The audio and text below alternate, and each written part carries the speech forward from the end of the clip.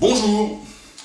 Aujourd'hui une vidéo qui va s'intéresser à ce qu'on peut bien faire avec des bouteilles en verre.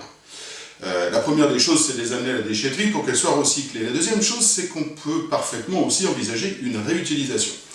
Réutilisation comme ça, par exemple. Ça, c'est une bouteille de vin qui fait un magnifique pot, ou cette bouteille de Perrier qui permet de faire un petit verre ou un petit réceptacle à clé ou ce que vous voulez. Donc l'objectif aujourd'hui, c'est de vous montrer le processus complet pour passer d'une bouteille à un objet en verre. Pour ce faire, je vais utiliser ma consommation de la semaine. Non, c'est pas vrai, c'est pas de la semaine, c'est juste des 3 derniers jours.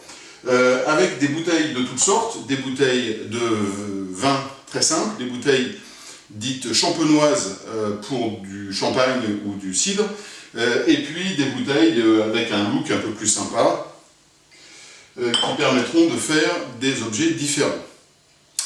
Regardons ça tout de suite. Toutes les techniques de découpe de bouteilles se basent sur la propriété de dilatation et de contraction du verre en fonction de la température. Vous avez peut-être vu les techniques à base de fils de laine enflammés, à base de résistance électrique chauffée. Pour ma part, j'utilise une technique qui marche bien, qui a un taux de déchet relativement faible, qui est un mix de ce choc thermique et de découpe avec un diamant de vitrier. Une découpe avec un diamant de vitrier, pour faire cela, j'utilise une petite machine que j'ai achetée aux États-Unis qui permet de faire une découpe. Donc le diamant est là, et avec des rouleaux qui permettent de faire de manière parfaitement homogène une entaille. Ça ne découpe pas, ça rompt juste la surface du verre de façon à créer un point de faiblesse.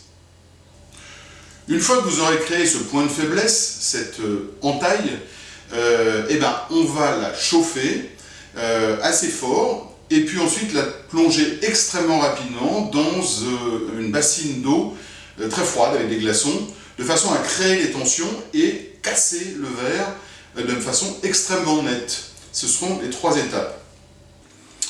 Aujourd'hui, on va faire des cendriers avec des culs de bouteille. Donc, pour faire des cendriers avec culs de bouteille, on va commencer par régler l'endroit où le diamant va venir découper la bouteille. Donc c'est un réglage approximatif, mais voilà. Donc j'ai positionné le diamant sur la profondeur que l'on veut et je positionne la bouteille. Ensuite, on libère le diamant qui est poussé par un ressort. C'est pas ce bouton-là, c'est l'autre. Voilà. Et on tourne en entendant le bruit caractéristique du diamant qui vient fragiliser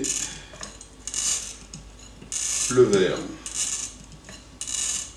Alors, c'est pas nécessaire de faire plusieurs tours. Un tour suffit. Pourquoi? Parce que, je répète, on ne coupe pas le verre, on vient juste créer un point de faiblesse. Pour éviter de faire plus d'un tour, je vais prendre un repère, ici c'est la ligne de soudure de la bouteille, avec un repère sur le montant. Je libère de nouveau le diamant et je tourne .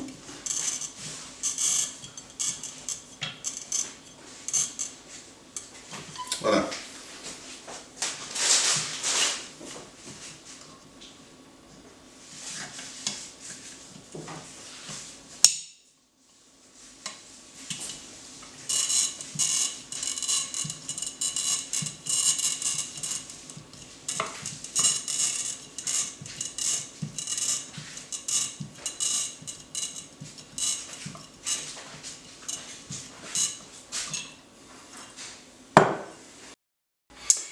Il est temps de passer à la découpe proprement dite. Alors pour ça, une bougie, un petit chalumeau, peu importe, une source une flamme continue. Très important, quand vous allez faire ce qui va suivre, mettez des lunettes de sécurité, sinon vous risquez d'avoir des éclats de verre, et franchement, ça arrive, donc ne jouez pas avec ça. Alors, on se met en flamme moyenne, un bac avec de l'eau et des glaçons, et puis 1 minute 30, voilà, ça dépend des bouteilles, celle-là c'est à peu près 1 minute 30, pendant laquelle on va venir lécher l'entaille qui a été faite de façon à la chauffer. Alors il ne faut pas le faire trop proche de façon à ne pas mettre de noir de fumée, parce que le noir de fumée va diffuser la chaleur et va empêcher une bonne montée en température. Donc là on est à 30 secondes.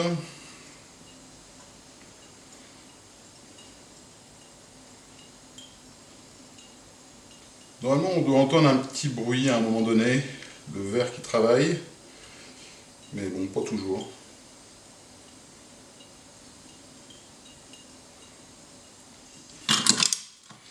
À 1 minute 30, voilà, on vient plonger. Et c'est merveilleux, c'est magique. Le verre s'est découpé. Le tour de main, c'est de déterminer le temps de chauffe. Parce que la bouteille avec laquelle on vient de le faire là, est relativement fine. Là par contre j'essaie une bouteille de Côtes-du-Rhône qui est quand même un peu plus épaisse. Donc 1 minute 30, il y a une chance sur 2 pour que ça ne marche pas. Donc on va le lancer. On arrête ça, on efface. Et je pense que ça sera plus proche de 2 minutes que 1 minute 30. Autre chose, c'est si on chauffe trop, le verre va se casser. Si on ne chauffe pas assez, il ne va pas se fendre. Donc voilà, c'est là où on en rate quelques-unes au début. Et puis on fait, voilà, on apprend.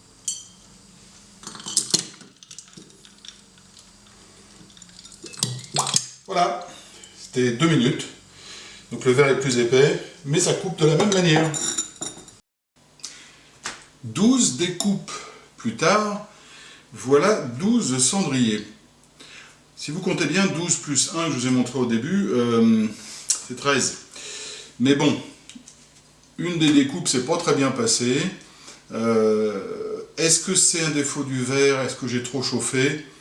Ça arrive, c'est pas bien grave, la matière première coûte pas bien cher. Donc, 12 cendriers, dont les arêtes sont extraordinairement coupantes. Donc comme je vous l'ai dit, que ce soit à l'intérieur ou à l'extérieur, il va falloir faire quelque chose. En l'occurrence, ce que je fais, c'est que j'utilise du papier de verre, très fin, là c'est du 800, que je viens juste émousser la partie coupante, en fait l'arête, de façon à ce qu'on ne se blesse plus. Donc bien à l'intérieur aussi. Intérieur, extérieur.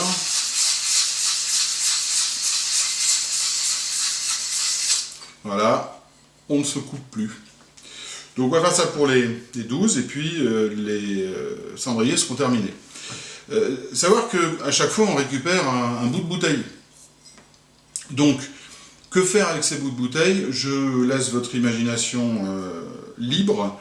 Moi ce que j'en fais quelquefois, ce sont des abat-jours pour des suspensions. J'ai fait une suspension complète avec une dizaine, si ma mémoire est bonne, de bouteilles pour un bar, et c'était assez sympa parce qu'en plus ça donne une couleur.